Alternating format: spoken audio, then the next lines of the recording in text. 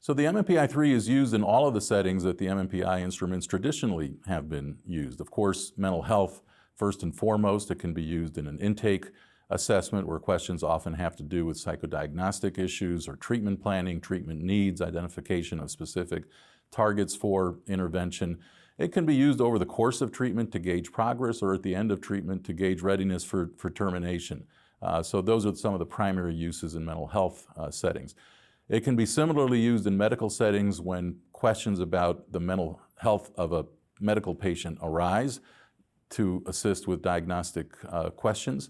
But it's also very commonly used in pre-surgical evaluations. Pre-surgical evaluations are conducted because of research showing that psychological factors can play an important role in the success or lack thereof of major surgical interventions such as bariatric surgery or spine surgery.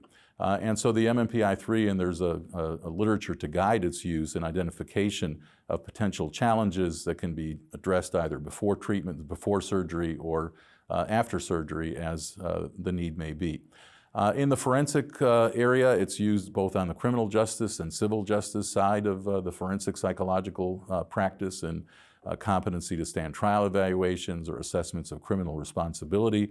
It won't tell us the answer to a specific psycholegal question, such as, is this person competent to stand trial? But to the extent that psychological functioning is relevant to these psycholegal questions, the test can help inform the clinician, the assessor, about the individual's psychological problems and potential challenges to their capacity to participate meaningfully in their own defense.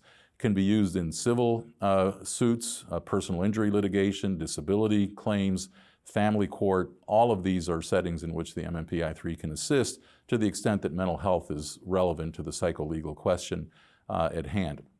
The test is also used with public safety personnel. It's used pre-employment to help the psychologist conducting a pre-employment evaluation of candidates for police officer position or correction officer, dispatcher, firefighter. All of the public safety positions typically require a pre-employment evaluation. The test can be part of a battery of instruments used for that purpose. And it can also be used in fitness for duty evaluations if a public safety employee is referred by their employer for such an evaluation to the extent that psychological functioning is part of the concern about that individual's fitness for duty.